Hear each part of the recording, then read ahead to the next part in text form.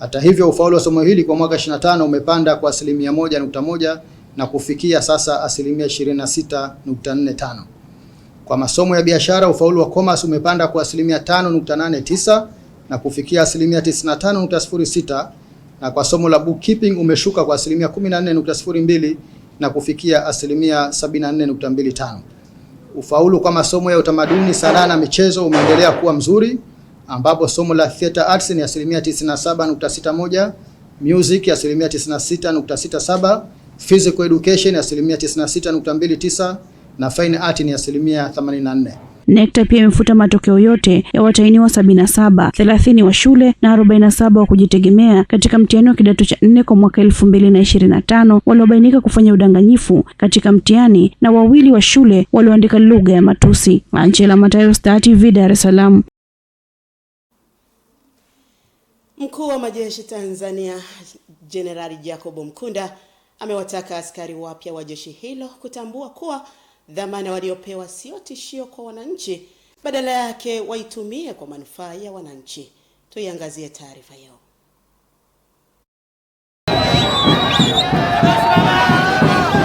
Unachokishuhudia hapa ni hafla kufunga mafunzo ya awali kwa askari wapya kurutu kundi la 44-2025 waliohitimu mafunzo kwenye shule ya awali ya mafunzo ya kijeshi RTS Kihangaiko iliyopo Msata, Bagamoyo, mkoani Pwani. Mkuu wa majeshi Tanzania Jenerali Jacob Mkunda ameongoza hafla hiyo akiwataka askari hao wawalinde wa Tanzania kwa kuwa wamewaamini kulinda taifa kwa niaba yao na kwamba wanapaswa kuishi kulingana na kiapo walichokula. Hivyo ninapenda mkielewe vizuri, maana Jeshi la Ulinzi la Wananchi wa Tanzania halitavumilia tabia yoyote toka kwa askari yeyote itakayoashiria ukiukaji wa hata neno moja katika kiapo chenu. Mtaachishwa jeshi na ikiwezekana kufungwa ikiwa mtakiuka kiapo hicho. Sawa sawa? Komando jeshi! Huyu ni mkuu wa shule ya awali ya kijeshi RTS Kihangaiko, Brigadier General Sijaona Miala. Ameweka wazi askari hawa wamepitia mafunzo yote yanayotakiwa kwa mitaala ya kijeshi na bila shaka wameiva kwa kazi hiyo. Lengo ni kuhakikisha askari wanakuwa jasiri, hodari na wenye nidhamu nzuri, kujiamini na wenye utimamu wa mwili na kiakili, tayari kupambana na matishio yoyote ya kiusalama. Na afande mkuu wa majeshi na kuhakikishia askari wapya wako tayari kwa lolote kuanzia sasa hivi. Mkufunzi mkuu wa shule hiyo Luteni Kanali Michael Kibila amebainisha mbele ya mkuu wa majeshi kuwa askari hao wapo tayari kulitumikia jeshi la wananchi kwa moyo wa kizalendo. Lakini afande, ni kutokana na moyo wa uzalendo walionao kwa nchi yao, askari hawa waliweza kuvumilia na kupokea maelekezo yaliyotolewa na wakufunzi wao katika mazingira mbalimbali na hatimaye leo hii wanahitimu mafunzo yao. Hongereni sana askari wapya.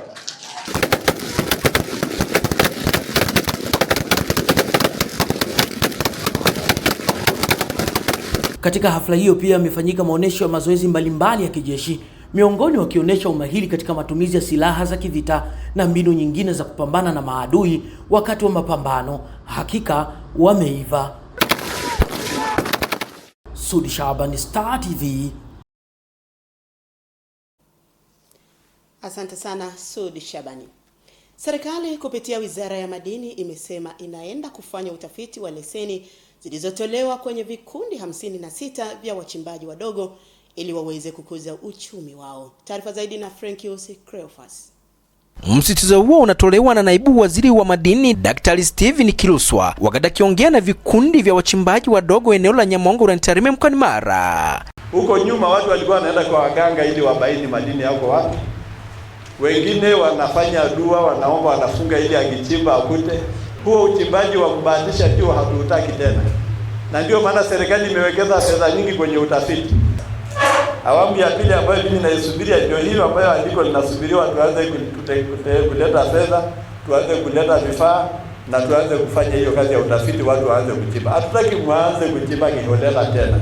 Serikali iliunda tume kwa ajili ya kushughulikia mpango wa Mining Better Tomorrow, na baadhi ya wajumbe wanaeleza kile kilichofanyika mpaka sasa. Jumla ya leseni za uchimbaji mdogo 106 zimetolewa kama ambavyo umekwisha eleza kupitia vikundi 53 na wanufaika ni 1998 kama ulivyoeleza. Na mimi nikuhakikishie hawa vijana ni wachapakazi wazuri sana, na kama tutawafanikisha wakaendelea na uchimbaji wao kama ambavyo imepangwa na serikali, tunaamini wanaenda kuwa matajiri wakubwa kama ilivyoelezwa. Tulifanya vikao na wenzetu wa Benki ya Dunia, vikao zaidi ya 3, lakini pia tulifanya vikao na ubalozi wa Canada nchini Tanzania, na wenyewe pia walionyesha haja au nia ya kusapoti mradi huu. Aidha, baadhi ya wanufaika wa mradi huo ambao ni wachimbaji wadogo wanaiomba serikali kuharakisha taratibu zote ili waweze kuanza uzalishaji mara moja. Naomba majibu ya haraka na namna gani ya kufanikisha moto huu. Kila kijana hapa anatamani. Tunaomba muende spidi, angalau muweze kutusaidia, tusiendelee kutokana majumbani kwamba ni kazi zimekosa, ni swala la serikali, mambo ya siasa. Hebu muangalie namna ya kutusaidia angalau kidogo tuweze kupata manufaa na uchimbaji wetu. Ingependeza viongozi serikali wangetoa elimu ya vitendo hasa kwa yale maeneo tulionayo, maeneo tengevu. Nikiripoti kutoka Nyamongo Rantarime mkoani Mara, Francis Cleophas, Star TV. Wakala wa nishati vijijini REA umemtaka mkandarasi kampuni ya CCC International Engineering Nigeria Limited anayetekeleza mradi wa kusambaza umeme katika vitongoji 135 mkoani Ruvuma kuongeza kasi ya ujenzi ili kukamilisha mradi huo kwa wakati. Tupate taarifa zaidi. Meneja wa usimamizi wa miradi ya kusambaza umeme REA, Mhandisi Deogratius Nagu, ametoa maelekezo hayo kwa nyakati tofauti wakati wa ziara ya kukagua utekelezaji wa miradi katika vitongoji vya Mlimani Park na Liuli Chini, wilaya Songea mkoani Ruvuma. Ziara hii imekuwa mahususi kabisa kwa sababu ya kutokuridhishwa kwetu kwa utendaji wa mkandarasi ambaye amepewa kazi hii, ambapo mpaka sasa yuko 56% utekelezaji na alipaswa kuwa 80%, kwa maana kwamba amewasha vitongoji 43 kati ya vitongoji 135 alivyotakiwa kuviwasha. Ingawa muda wa mradi upo mpaka mwezi wa 9 mwaka huu, lakini kutokana na hali ya mvua itaathiri kidogo utekelezaji, na ndio maana tumekuja kuongeza nguvu. Mhandisi Nagu amemwelekeza mkandarasi kumbadilisha meneja wa mradi kuhakikisha anaongeza timu za mafundi na wataalam katika maeneo yote ya mradi. Sisi hatujaridhishwa na utendaji kazi wake, abadilishe pia timu ya wataalam kwa maana site engineer ambaye yuko hapa, lakini pia aongeze supply ya material kuja site huku, kwa maana material kama nguzo, transformer na waya ambao unatumika katika mradi huu. Kwa hiyo tumejipanga kumsimamia kwa karibu zaidi mkandarasi huyu utekelezaji wake ili kutokuongeza muda utekelezaji wa mradi huu. Kwa upande wake, mhandisi wa mradi Eric Njau akizungumza kwa niaba ya meneja wa mradi Lee Honley amesema kuchelewa kwa mradi kunatokana na kuchelewa kufika kwa vifaa vya miradi. Nimepokea maelekezo kama alivyoelezwa kutoka REA, tutafanyia kazi kama ipasavyo kwa wakati ili tuweze kufika mradi kufikisha mwezi Mei tunamaliza mradi kwa wakati. Aidha, akizungumza kwa niaba ya msimamizi wa miradi ya REA mkoani Ruvuma, mhandisi Zakaria Ngokorome amesema mradi unatekelezwa kwa gharama ya shilingi bilioni 14.56 na kwamba utanufaisha wateja wa awali zaidi ya 5,400. Na gharama ya mradi wote kwa mkoa mzima kwa loti hii ni takriban bilioni 14.56. Wigo wa mradi ni kilomita 270 za msongo mdogo, na yote hii ni mkakati wa serikali ya awamu ya 6 ikiongozwa na Mheshimiwa Dr. Samia Suluhu Hassan katika adhima kama alivyotuelekeza kuhakikisha tunafikisha vitongoji vyote umeme. Taasisi ya kuratibu, kusimamia na kudhibiti taaluma ya ununuzi na ugavi nchini imewaonya watainiwa wa fani ya ununuzi na ugavi kuepuka udanganyifu wakati wa kufanya mitihani yao, kwani hatua kali zitachukuliwa dhidi ya watakao kiuka. Tuungane Twa Kivale kutoka Dodoma. Mkurugenzi mtendaji wa PSPTB Godfrey Mbanyi ametoa wito huo jijini Dodoma wakati akitoa taarifa ya matokeo ya udahili na mtihani wa 32 kwa kusema kuwa watahiniwa wanaojisajili kufanya mitihani ya bodi ya manunuzi kutoka taasisi ya umma na sekta binafsi ambao watabainika kukiuka taratibu katika vyumba vya mtihani watafutiwa usajili wao ambao utapelekea kutojihusisha tena na fani hiyo.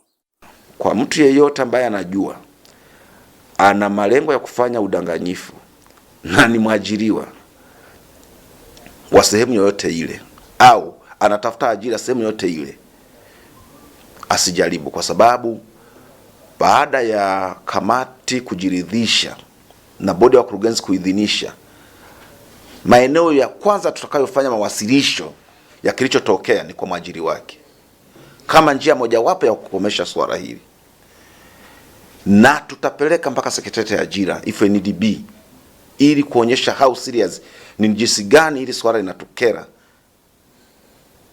kwa sababu hawa ni watu ambao tunawagroom waje kusaidia nchi, waje kusaidia sekta binafsi. Aidha, mkurugenzi mtendaji Godfrey Mbanyi amesema kuwa watahiniwa wawili wa mtihani wa 32 wamekamatwa kwa kusadikika kuingia ndani ya vyumba vya madarasa na makaratasi ambayo wanaamini kuwasaidia katika majibu ya mtihani. Hatua hiyo imeongeza wigo mpana kwa PSPTB katika kudhibiti udanganyifu ndani ya vyumba vya mtihani. Kumbi zote tumeendelea kutumia kumbi zenye CCTVs. Kwa hiyo tutaendelea kuhimiza matumizi ya CCTV, na pale ambapo zinaleta hitilafu tutakuwa tuko makini kuhakikisha kwamba hakuna mtu anayetumia mwanya huo kuweza kufanya udanganyifu sehemu ya mtihani wa 32 ulidahili jumla ya watahiniwa 1291. Kati ya hao 68 wakikosa kufanya mitihani hiyo kwa sababu mbalimbali, na watahiniwa 589 wanatakiwa kurudia masomo yao, huku 39 wakiferi mitihani hiyo. Kutoka Dodoma, Twa Kivale, Star TV. Wadau wa biashara ya mifugo na wakazi wilayani Nyang'hwale mkoani Geita wametakiwa kutumia fursa mpya za kiuchumi kupitia tamasha la Nyama Choma Festival ambalo linalenga kupanua shughuli za kibiashara na kutoa ajira kwa vijana. Taarifa kamili na Salma Mrisho. Nyang'hwale Nyama Choma Festival ni mpango na utazamwa kuwa na nafasi kubwa kuinua uchumi wa wananchi kwa kuunganisha sekta ya mifugo na biashara ya huduma, jambo ambalo ni muhimu kwa maendeleo ya uchumi wa vijijini. Mkurugenzi wa halmashauri ya wilaya Nyang'hwale Husna Toni amesema watakuona shughuli za mnada haziishi tu saa 6 mchana kama ilivyozoeleka, bali kuendelea hadi jioni kwa kuanzisha huduma za nyama choma, burudani na biashara nyingine ndogo ndogo zitakazochochea mzunguko wa fedha katika eneo husika. Kwa hiyo tukaona ili sasa tuwe na uchangamfu wa mnada, basi tufanye huduma za nyama choma ambazo hazikuwa zinafanyika kwenye mnada. Na tukifanya huduma za nyama choma, tunaamini wafanyabiashara wetu watafanya biashara. Wale ambao wanakuja kununua ng'ombe watakaa pale, watapata chakula, lakini watatoa zile fedha kwa wafanyabiashara ambao wanafanya biashara. Wafanyabiashara wetu wengi watakuwa wamepata fursa mpya ya biashara na wameshaanza kuichangamkia, kwa sababu wapo waliojenga mabanda kwa ajili ya kutoa huduma. Katika mnada huu wa Karumwa, soko la uhakika sasa lipo, huku wanunuzi na wauzaji wa mifugo wakipata sehemu ya kupumzika na kufanya manunuzi baada ya mnada. Itachochea hata wale wafanyabiashara wa mifugo kufika mahali hapa Nyang'hwale kwa ajili ya kuuza mifugo yao na kununua mifugo, kwa sababu tayari kuna vivutio ambao tayari tumeshaviandaa. Tukajaribu kuwatafuta wadau mbalimbali, tukaongea nao, tukawajengea uwezo na wakakubali, wakapokea hili jambo na tukaamua kulianzisha. Kwa hiyo tukaamua kuanzisha hii Nyama Choma Nyang'hwale Festival. Itakuwa inafanyika, tutaadhimisha kila mwaka. Wananchi wa wilaya hii wametakiwa kutumia nafasi adhimu kuleta ubunifu katika kukuza biashara zao. Sikia kuna fursa kama hizi, mjasiriamali hapaswi kubaki nyuma. Anapaswa kukimbizana na fursa ili aweze kujikwamua kiuchumi. Kwa kuanzisha mnada huu na kuona kwamba unafaa kwa kuchochea maendeleo ya wilaya ya Nyang'hwale. Mwenyekiti wa halmashauri ya wilaya Nyang'hwale John Isaac amezindua rasmi na kutaka miundombinu ya eneo hili kuzidi kuboreshwa. Ambao tayari majiko yao kwa siku ya leo yameanza kufanya kazi na tumeweza kupata nyama choma nzuri ambayo imechomwa kwa kiwango, na tumeshuhudia na tumekula nyama ambazo zina hadhi nzuri kabisa. Salma Mrisho, Star TV, Geita. Mtazamaji kutoka mkoa wa Geita, na sasa tuelekee mkoa wa Manyara ambapo tunajuzwa kuwa zaidi ya wagonjwa 800 kutoka mkoa wa Manyara na maeneo jirani ya mkoa huo wamepatiwa matibabu ya kibingwa kutoka kwa madaktari bingwa waliopiga kambi ya siku 5 katika hospitali ya rufaa ya mkoa wa Manyara. Zakaria Mtigandi ametuandalia taarifa hii. Akiongea mara baada ya kufunga kambi hiyo, kaimu mganga mfawizi hospitali ya rufaa mkoa wa Manyara Dr. Yesige Mtajwa ametaja baadhi ya magonjwa yaliyokuwa yakitibiwa kuwa ni pamoja na macho, masikio, koo, pua na mifupa. Katika hao wagonjwa 173 wapo ambao walifanyiwa upasuaji watu 61, ambapo asilimia kubwa walikuwa ni wale watu wa macho ambao takriban watu 40 walifanyiwa upasuaji, 12 ilikuwa ni upasuaji wa mifupa na 8 ilikuwa ni upasuaji wa pua, koo na sikio. Na wagonjwa hawa wanaendelea vizuri baada ya upasuaji na wengine wamesharuhusiwa wameenda majumbani. Baadhi ya madaktari bingwa waliokuwa kwenye kambi hiyo wamesema wagonjwa wote waliofika wamehudumiwa ipasavyo. Kwa upande wa masikio, pua na koo tumehudumia wagonjwa zaidi ya 200 na tumetoa huduma za wagonjwa nje, clinics na huduma za upasuaji. Mwitikio umekuwa mzuri sababu wagonjwa wametoka sehemu mbalimbali, wametoka wilaya zinazozunguka mkoa wa Manyara na baadhi wametoka mikoa ya jirani. Tumeona wagonjwa zaidi ya 350 kwa siku 5 mpaka hivi sasa. Tumekumbana na wagonjwa wa aina wenye magonjwa ya macho ya aina tofauti tofauti, na katika magonjwa hayo ugonjwa mkubwa ambao ni namba 1 hapa ilikuwa ni watoto wa jicho, tunaita cataract kwa lugha nyingine, ikifuatiwa na glaucoma au presha ya macho, ikifuatiwa pia na allergy za macho pamoja na vinyama vinavyoota kwenye macho kwa sababu ya hali ya mazingira. Wagonjwa waliopata huduma hiyo wamesema wamehudumiwa kama walivyotarajia. Kwa kweli nimepata huduma, niko hapa tangu saa 4 asubuhi. Lakini mpaka sasa hivi nimeshapimwa tayari, nimekuja kuchukua majibu kwa daktari. Huduma zao ni nzuri sana. Huduma zao ni nzuri. Pia nilikuwa na sehemu ya kwenda tofauti na hiyo hospitalini, lakini kwa kuwa nimeshafika hapa huduma zao na zimenifurahisha. Kuna maradhi mengine ambayo huwezi kupata majibu yake haraka kama ilivyo sasa hivi.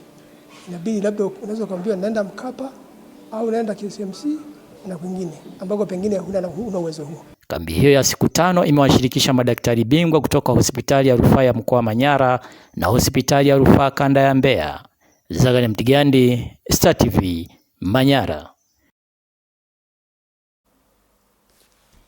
Halmashauri ya wilaya ya Ikungi mkoani Singida imekusanya zaidi ya shilingi bilioni 1.8 kutoka kwenye vyanzo vyake mbalimbali vya mapato ya ndani, ikiwa ni sawa na 41% ya lengo la kukusanya zaidi ya shilingi bilioni 4.4 mwaka wa fedha 2025 na 26.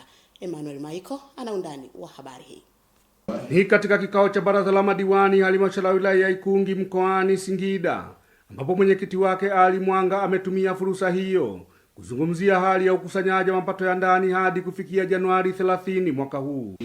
Ukitoa ile ada na CHF inashuka kidogo asilimia yetu, inaenda kwenye asilimia 41 ambayo ni halisi, ambayo sawa na tumekusanya zaidi ya bilioni 1 na milioni 858,131. Lakini unaweza kuona hiyo akili bado tuko mbali sana, kwa sababu lengo la mwaka husika, lengo letu ni bilioni 4.46. Mwito wake ni kwa madiwani na watendaji wa ngazi mbalimbali kusimamia vyema ukusanyaji wa mapato katika maeneo yao ili kupata fedha kwa ajili ya kutekeleza miradi ya maendeleo. Tusiposimama kikamilifu, hiyo miradi haitatekelezwa. Ili miradi hiyo tuliyoipanga kupitia bajeti husika ya mwaka uliopita husika ambao kwa mwaka huu utekelezaji wake, ni vyema tukasimama kikamilifu kuhakikisha mapato haya ndani yanakusanywa kikamilifu. Tukishakusanya sasa, itakuwa ni vema ili tukatekeleze miradi ama mipango hiyo tuliyokubaliana. Kwa kupitia hili baraza tukubwa la madiwani, baada ya leo tutatoka twende tukasimame kama zetu kuhakikisha kwamba ile mianya ya kutenga mapato tunaiziba. Baadhi ya madiwani wanasema zipo changamoto zinazotakiwa kutafutiwa ufumbuzi ili kufanikisha lengo la ukusanyaji wa mapato ya ndani. Moja ya changamoto ni kuwepo kwa tofauti kwa ushuru hasa katika mazao ya biashara baina ya Singida DC na Ikungi DC. Pia kuna changamoto ya kutokulipwa kwa wakati wale wakusanya ushuru. Wafanyabiashara wanatorosha kupitia vijiji vilivyo katika wilaya ya Iramba vinavyopakana na kata ya Sepuka na kwenda kukatia huko, kwani ushuru wa baadhi ya mazao wilaya ya Iramba ni mdogo kuliko wilaya ya Ikungi. Unakuta mfanyabiashara mmoja anaghara gunia mpaka 2,000 mpaka 3,000, lakini mwisho wa msimu unakuta anatoa usiku lakini bila kutoa ushuru wowote. Ikungi ni moja ya halmashauri za mkoa wa Singida ambazo hutegemea zaidi mazao ya kilimo, biashara, ushuru wa huduma na shughuli za uvuvi kama vyanzo vyake vikuu vya mapato ya ndani. Emmanuel Michael, Star TV, Singida. Mkoa wa Arusha unakusudia kuongeza idadi ya nyumba za kulea watoto mchana kwa lengo la kukabiliana na wimbi la ukatili katika maeneo yenye mkusanyiko mkubwa ili kuandaa mazingira salama ya ukuaji timilifu wa mtoto. Taarifa zaidi na Beatrice Gerard. Mratibu wa mpango jumuishi wa malezi, makuzi na maendeleo ya awali ya mtoto mkoa wa Arusha, Dennis Mgie, anaeleza mpango huo katika kikao cha wadau wanaotekeleza MAM, ikiwa ni kuelekea kikao cha tathmini ambapo anatumia nafasi hiyo kutambulisha matumizi ya scorecard. Tuna mikakati mingi kwa mwaka 2026, lakini moja ya mikakati ni kuhakikisha kwanza tunaongeza idadi ya vituo vya kulelea watoto wadogo mchana ambavyo vitakuwa vinatusaidia kuitekeleza eneo lile la fursa za ujifunzi wa awali ya watoto, na watoto wetu watamani wakae nyumbani. Naye mkurugenzi wa shirika lililopewa dhamana ya kusimamia utekelezaji wa MAM kwa mkoa wa Arusha la MPDI, Mohamed Nkinde, anabainisha mwitikio chanya kwa wanaume katika malezi kuanzia ujauzito kama moja ya mafanikio ya programu hiyo. Kwa juhudi za wadau, kwa kweli tumeonyesha kwamba sasa nguvu kubwa tunaweka kwa wanaume, kwa sababu ukiangalia jamii ya wafugaji na tuseme wa Tanzania kwa jumla, hasa kwa mkoa wa Arusha, wanaume wana shughuli nyingi, hawataki kujiingiza kwenye shughuli za malezi, wanaona kama shughuli za kina mama. Na hii kwa kweli inaonekana asilimia kubwa imeanza kuelewa na mwitikio mzuri wa wanaume kushiriki katika shughuli za malezi. Baadhi ya washiriki wa kikao hicho wanaeleza matamanio yao ya elimu zaidi kutolewa kwa wanajamii juu ya umuhimu wa malezi, makuzi na maendeleo ya awali ya mtoto ili kuwa na watu bora kwa siku za usoni. Kitu ambacho tunakitilia mkazo kwa sasa, wanaume pia wanatakiwa kujua kitu gani tunafanya kwenye malezi na makuzi, lakini umuhimu wa vifaa vya kuchezea kwa watoto. Ule mwongozo wa Sunday School tumeweka namna gani ECD inaweza kufundishwa kwa wazazi, wa malezi na makuzi inaweza katolewa kwa wazazi, na namna gani wale watoto waweze kufunzwa kulingana na umri wao. Zamani walikuwa wanachanganywa wote mahali pamoja, lakini kwa mwongozo uliopo sasa tumewatenga kwa madarasa yao kulingana na umri wao. Kwa mujibu wa ofisi ya ustawi wa jamii, mkoa wa Arusha una vituo 256 vya malezi ya watoto wadogo mchana ambavyo bado havikidhi uhitaji. Beatrice Gerard, Star TV, Arusha. Wahitimu wa kozi mbalimbali za ufundi stadi wametakiwa kutumia ujuzi walioupata kuleta mabadiliko kwa kubuni miradi itakayoleta suluhisho kwenye jamii. Tupate taarifa zaidi. Haya yamebainishwa na mkuu wa chuo cha ufundi stadi cha Don Bosco VTC jijini Dar es Salaam, Father Augustine Selam, wakati wa mahafali ya chuo hicho, ambapo wamesema wakitumia ujuzi wao kwa kuanzisha miradi itawasaidia kuleta mabadiliko ya kimaendeleo na kuongeza kasi kwa kupungua tatizo la ajira nchini. Tumieni elimu mliyopata kwa wale wahitimu, sikilizeni, itumieni elimu mliyopata kwa bidii, uaminifu, uadilifu na ubunifu, mkizingatia maadili mliyofundishwa hapa. Kwa pamoja, ajira, nadhani unaenda kuishi maisha uliyojifunza hapa. Tena kwa niaba ya taasisi nawapongeza wadhamini kwa kufanikisha hatua hii muhimu ya maisha yenu. Baadhi ya wahitimu chuoni hapo wamesema ujuzi waliopata utaenda kuwa kichocheo cha mabadiliko ya kiuchumi, huku mkurugenzi wa biashara na masoko wa kampuni ya Vodacom Blikita Shilima amesema kupitia taasisi ya Vodacom Foundation itaongeza ufadhili wa kimasomo kutoka wanafunzi 50 hadi 1000 kwa mwaka huu. Nikitoka hapa kuna sehemu ambako tayari nilishaweka maanani kwamba nikitoka naenda kufanya kazi, kampuni ipo tayari. Vodacom wametudhamini kwa miezi 6, tunamshukuru Mungu. Tumemaliza kama hivi leo. Kwa kupitia Vodacom Foundation leo tumetangaza dhamira yetu ya kuendelea sasa kusponsor wanafunzi wengine kutoka 50 mpaka 1000 kila mwaka. Kwa hiyo tunaamini hawa wanafunzi, kwa sababu ni vijana wengi, wakitoka wataenda kuongeza zile nguvu kazi ambazo taifa linahitaji. Aidha, Shilima amesema katika kuandaa vijana kukabiliana na changamoto ya soko la ajira nchini, wameunda jukwaa la vijana na kuwapa mbinu mbalimbali. Bwana Shomari, Star TV, Dar es Salaam. Wajumbe wa Jumuiya ya Serikali za Mitaa ALAT mkoa wa Kilimanjaro wameahidi kuhakikisha wanapigania maslahi ya watumishi wa umma ili waweze kuyapata kwa wakati. Taarifa zaidi na Diana Charles. Kikao cha kwanza kilichowakutanisha wajumbe wa Jumuiya ya Serikali za Mitaa ALAT mkoa wa Kilimanjaro, ambapo wajumbe hao wakapata wasaa kuchagua viongozi katika jumuiya hiyo. Matokeo ni kama ifuatavyo. Mheshimiwa Edmund Kutaraka, mwenyekiti hai, amepata kura 13. Mheshimiwa Gilbert Tarimo kutoka pia Rombo, halmashauri ya Rombo, amepata kura 14. Baada ya kupatikana kwa viongozi hao, akiwemo mwenyekiti wa jumuiya hiyo Gilbert Tarimo ambaye ni mwenyekiti wa baraza la madiwani halmashauri ya Rombo, na makamu mwenyekiti wa jumuiya hiyo Yusto Mapande, mwenyekiti wa baraza la madiwani halmashauri ya Same, wakasisitiza kusimamia maslahi ya watumishi wa umma. Kuna majukumu yaliyoko mbele yetu, hasa ya kutetea maslahi ya halmashauri zetu, ambapo ni stahiki za madiwani, wakurugenzi na watumishi mbalimbali, ambapo basi ALAT mkoa wa Kilimanjaro tunaenda kusaidia kwenye hilo, kuhakikisha kwamba tunapata stahiki zetu kwa mheshimiwa madiwani na watumishi kwa ujumla.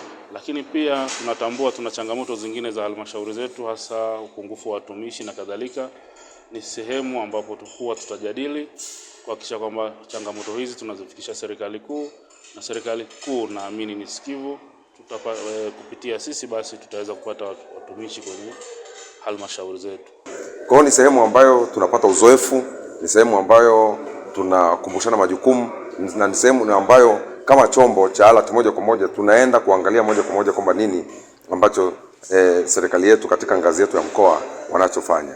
Na mimi niwaahidi kwamba kwa kusaidiana na mwenyekiti wangu, kwa sababu mimi ni makamu mwenyekiti, kwa kushirikiana na mwenyekiti wangu tutahakikisha kwamba yale malengo yote ambayo yako kwenye taasisi yetu yanasimamiwa, na jambo lolote lile ambalo lilikuwa linatakiwa kufanyika linafanyika kwa ufanisi mzuri, ili tuhakikishe kwamba serikali za mitaa zinatekeleza majukumu yake na zinasimama kwenye msingi ambao umeunda serikali za mitaa. Diana Charles, Star TV, Kilimanjaro.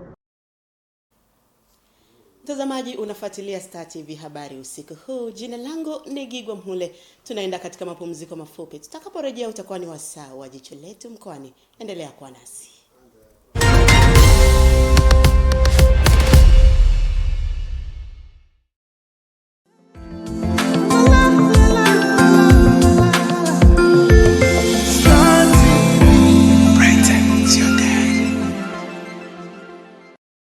Wapenzi wote wa soka, hivi ndivyo tunavyofunga Januari kibabe ndani ya Star Times. Kuanzia Carabao Cup, La Liga, Copa del Rey, Bundesliga hadi Saudi Pro League, zote ni ndani ya Star Times. Kwenye Carabao Cup kitawaka. Usikose bonge la nusu finali ya pili Jumanne Februari 3 ni Arsenal dhidi ya Chelsea saa 5 kamili usiku, huku Jumatano Februari 4 Man City watakaribisha Newcastle saa 5 kamili usiku, bila kukosa robo finali ya Copa del Rey Jumanne Februari 3 Albacete dhidi ya Barcelona saa 5 kamili usiku. Alhamis Februari 5, Real Betis dhidi ya Atletico Madrid saa 5 kamili usiku. Usikose mechi hizi live kupitia TV3 kwa Kiswahili na chaneli za michezo za Star Times kwa Kiingereza. Jiunge na Star Times leo kwa bei ya punguzo. Upate dekoda antena pekee kwa shilingi 25,000 tu, huku kilipia kifurushi cha mambo kwa shilingi 17,000 tu, au dekoda dish full set kwa shilingi 56,000 tu, huku kilipia kifurushi cha smart kwa shilingi 23,000 tu. Star Times, enjoy digital life. Nimefanikiwa kupata kazi kwa muda baada ya kutumia platform ya Nafasi. At first nilidhani ningeweza kuona list za kazi na kuweza kuapply mwenyewe kwenye app, lakini nikaelewa kuwa app yenyewe ina apply kwa niaba yangu. Nikaweza kupata taarifa za interview na kujua nimechaguliwa kufanya interview zipi kwenye app. Kupitia Room Your God ilirahisisha zoezi zima kuwa rahisi tofauti na mwanzo.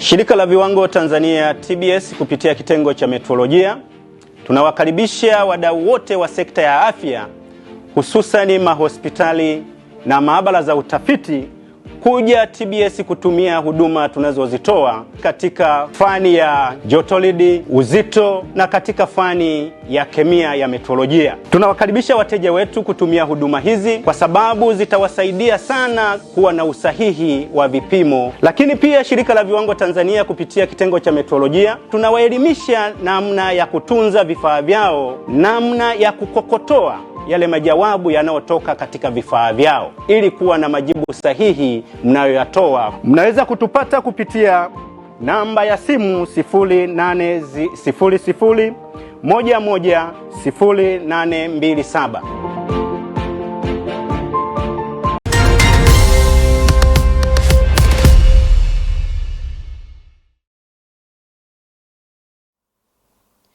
Asante sana kwa wewe ambao unaendelea kufuatilia Star TV habari. Karibu sasa, na sasa ni wasaa wa Jicho Letu Mkoani, na Jicho Letu kwa leo limeumulika mkoa wa Mwanza.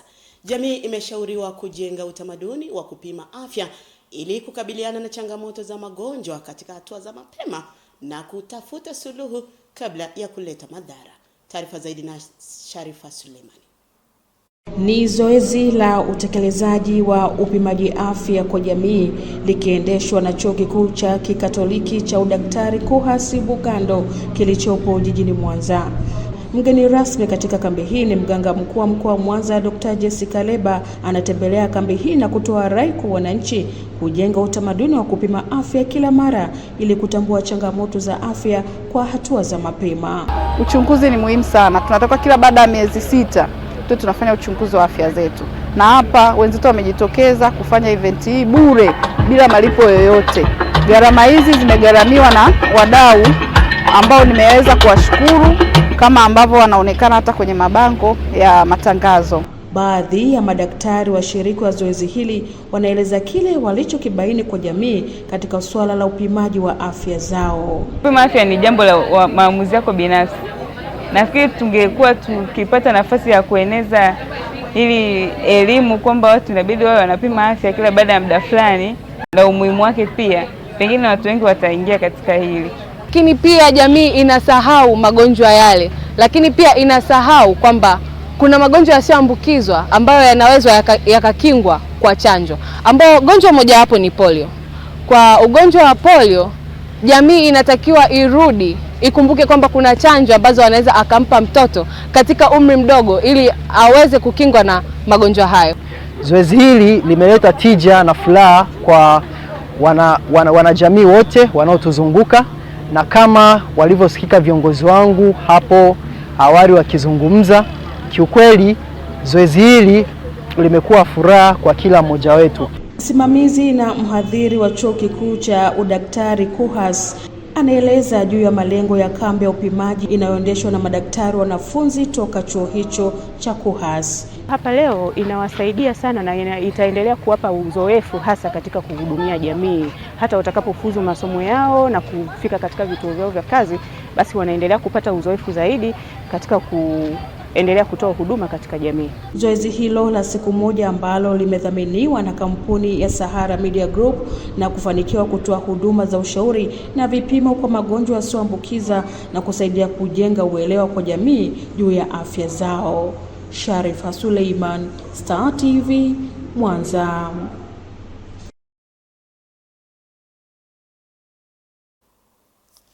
Asante sana Sharifa Suleimani. Mtazamaji, baada ya mapumziko mafupi, habari za biashara na uchumi zitafuata. Endelea kuwa nasi.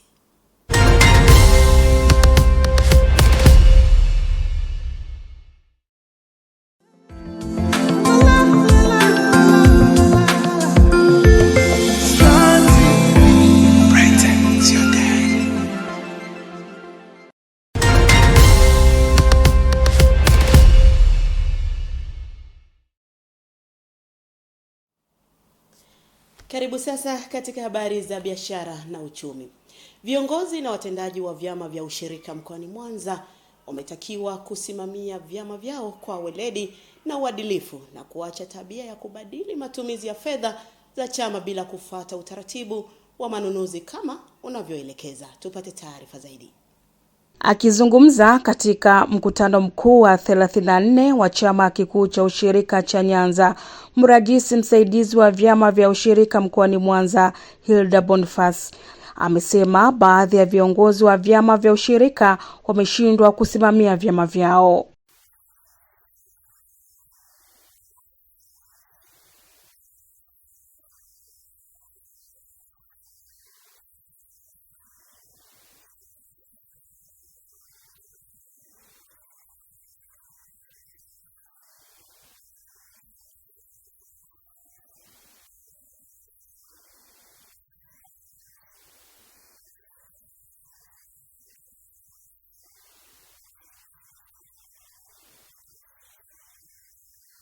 Kwa upande wake, katibu tawala wa wilaya ya Ilemela Mariam Msengi amesema serikali itaendelea kushirikiana na vyama vya ushirika na kuweka mazingira mazuri ya vyama hivyo kujiendesha, huku mwenyekiti wa bodi ya chama kikuu cha ushirika Nyanza Leonard William akisema tayari chama kimeanza kubuni miradi itakayowanufaisha wanachama wake.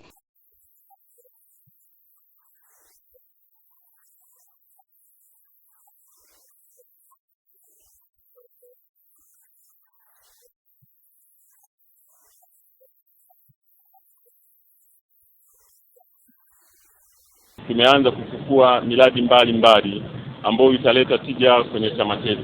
Moja ni ufufuaji wa kiwanda cha kuchakata pamba kwenye halmashauri ya wilaya ya Magu. Ni kiwanda kipya na cha kisasa kabisa ambacho mpaka kukamilika kwake kitatumia karibu shilingi bilioni 3. Na hivi ninavyozungumza tayari baadhi ya mitambo imeshafika na mafundi wako site wanaendelea na taratibu za usimikaji wa mitambo hiyo. Naye mwanachama wa chama kikuu cha ushirika cha Nyanza Agnes Mayunga ameiomba serikali kuwasaidia zana za kilimo ili ziweze kuwasaidia katika shughuli zao za kila siku.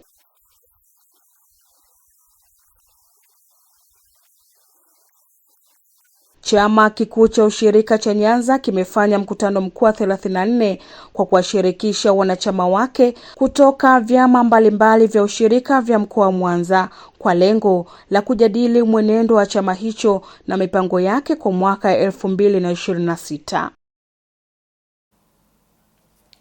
Halmashauri ya wilaya ya Kaliua imeagizwa kuweka lengo la kukusanya fedha za ndani hadi kufikia shilingi bilioni 10 kwa mwaka ujao wa fedha 2026 na 27. Robert Kakwesi ana taarifa zaidi. Madiwani wa halmashauri ya wilaya ya Kaliua katika kikao chao cha robo mwaka ambacho kwa kushirikiana na wataalamu wanaagizwa kukusanya zaidi kupita mwaka huu wa fedha. Tujipe lengo iwezekana tusije tukakosa bilioni 10. Ndugu, nataka niwakumbushe kuna halmashauri ambazo hazina tumbaku wala mpunga, zenyewe zina minada lakini zinafikia malengo. Halmashauri hiyo inapongezwa kuwa kinara wa ukusanyaji mapato ya ndani mkoani Tabora. Halmashauri ya mkoa. Mpaka sasa hivi tumefikia 81%. Yaani tumevuka malengo. Sasa hivi tulikuwa tunatumia 50 lakini tunatumia 81. Hongereni sana. Lakini hii inakuja kwa sababu ya ushirikiano na shamano na juhudi za wataalamu, lakini pia na wananchi. Hadi kufikia mwishoni mwa mwaka jana, halmashauri hiyo imekusanya zaidi ya 70% ya mapato yake ya ndani. Na mapato ya ndani ambao makisio yalikuwa ni bilioni 8,947,976,000 ambayo yalikuwa ni makisio, lakini mapato yalikuwa bilioni 7,396,049,200 sawa na 78%. Lakini kwenye upande wa matumizi ya kawaida makisio yalikuwa bilioni 2,584,000.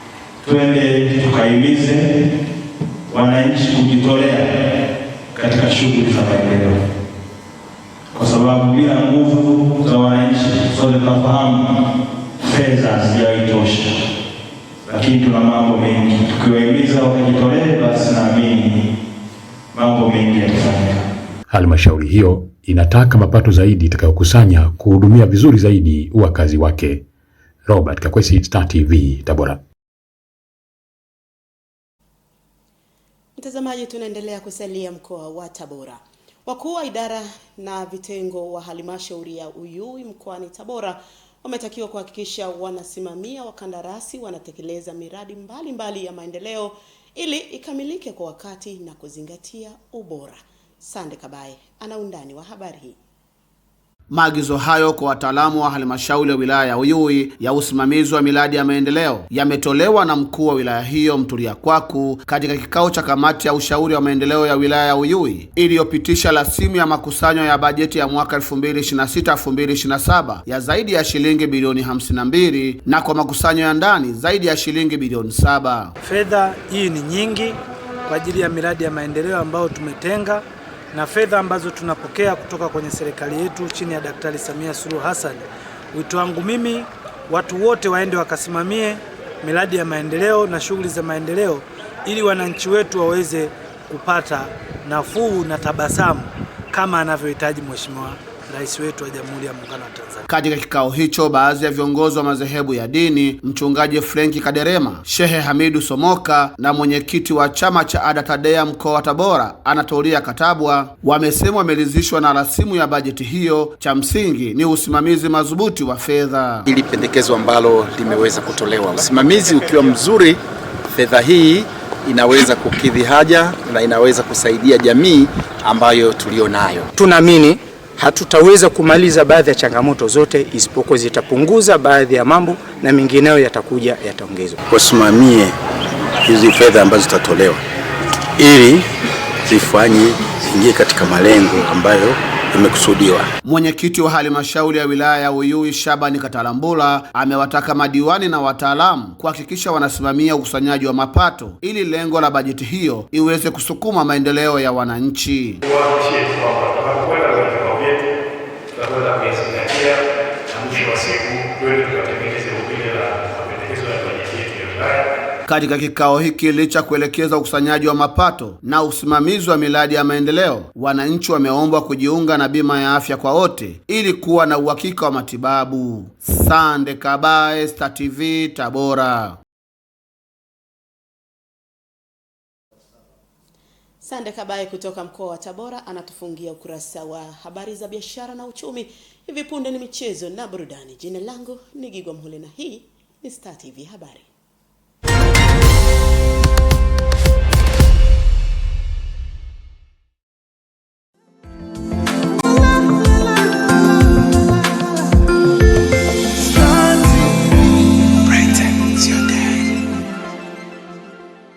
Mwaka mpya huu tunaliamsha dude upya kwa sababu DSTV we got you.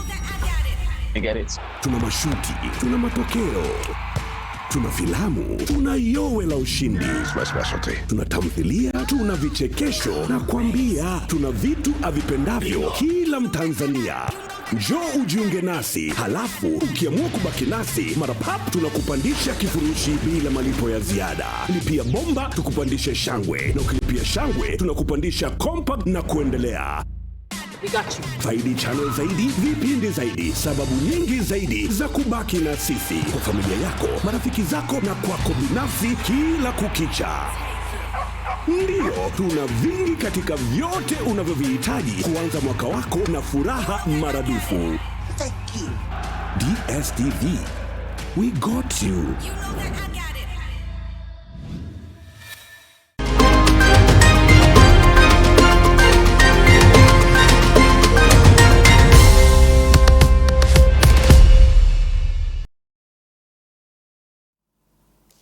Mtazamaji, na sasa ni kukaribishe viwanjani.